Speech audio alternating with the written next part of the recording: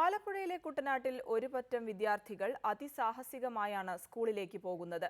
PWDയുടെ തടസ്സങ്ങൾ മൂലം 6 വർഷക്കാലമായി അപ്രോച്ച് റോഡ് നിർമ്മിക്കാതെ കിടക്കുന്ന പാലത്തിന്റെ ഉയരങ്ങളിലേക്ക് കുത്തനെയുള്ള ഏണികളിലൂടെ കയറിയാണ് കുട്ടികൾ യാത്ര ചെയ്യുന്നത്.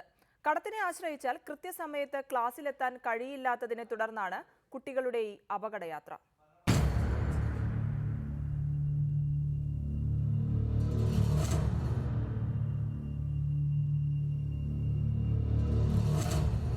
ഈ കുട്ടികളുടെ സാഹസികതയെ കേവലം വികൃതിയായി കണക്കാക്കേണ്ട.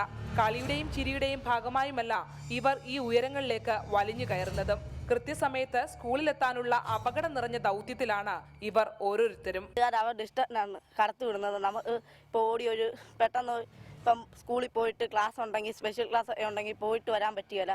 അതുകൊണ്ടാണ് ഞങ്ങൾ പാലത്തിലൂടെ പോകുന്നത്. കുട്ടനാട്ടിലെ ചമ്പക്കുളത്ത് 6 വർഷം മുമ്പ് പൊതുമരാമത്ത് വകുപ്പ് നിർമ്മിച്ച പാലമാണിത്.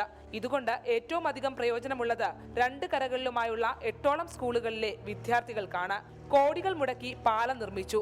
ഇരുകരകളും തമ്മിൽ യോജിക്കുകയും ചെയ്തു.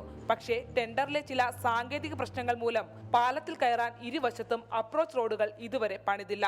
ചുരുക്കി പറഞ്ഞാൽ ആനയെ മേടിച്ചു, തുടൽ മേടിക്കാൻ കാശില്ല എന്നർത്ഥം. കഴിഞ്ഞ കൊല്ലം 2-3 പിള്ളേർ ഇവത്തുനിന്ന് വീഴുകയും അവർക്ക് അപകടം ഉണ്ടാവുകയും ചെയ്തു. ഇവിടുന്ന് പോകുന്ന സമയത്ത് അക്കരെ ഇറങ്ങിയാണ്. അവിടെ ഉണ്ട് ഒരു പാലം, ഒരു ഏണി അവിടെ വെച്ചിട്ടുണ്ട്. ആ ഏണിയെ കൂടെ കയറി അത് ഇതിനേക്കാൾ അപകടം പിടിച്ച ഏണി അവിടെ ഉള്ളത്. ഈ കുട്ടികളുടെ അപകടം നിറഞ്ഞ യാത്രയെ ഞങ്ങൾ ഒരിക്കലും ന്യായീകരിക്കില്ല. വികസന പ്രവർത്തനങ്ങൾ സർക്കാർ ഓഫീസിലെ നൂലാമാലകളിൽപ്പെട്ട് ജനം വലയുമ്പോൾ ഇവിടെ കുറുക്കുവഴി സ്വീകരിക്കാൻ പ്രേരിപ്പിക്കുന്നത് ഭരണകൂടങ്ങൾ തന്നെയാണ് എന്നതാണ് വസ്തുത. കൃത്യസമയത്ത് സ്കൂളിലെത്തുന്നതിന് വേണ്ടിയാണ് കുട്ടികൾ ഈ സാഹസിക യാത്രയ്ക്ക് മുതിരുന്നത്. 6 വർഷക്കാലമായി ഇവരുടെ ഈ യാത്ര തുടരുകയാണ്. ഇതൊക്കെ കണ്ടിട്ടും പാലം കുലുങ്ങിയാലും കേളം കുലുങ്ങില്ല എന്ന മനോഭാവത്തിലാണ് അധികൃതർ.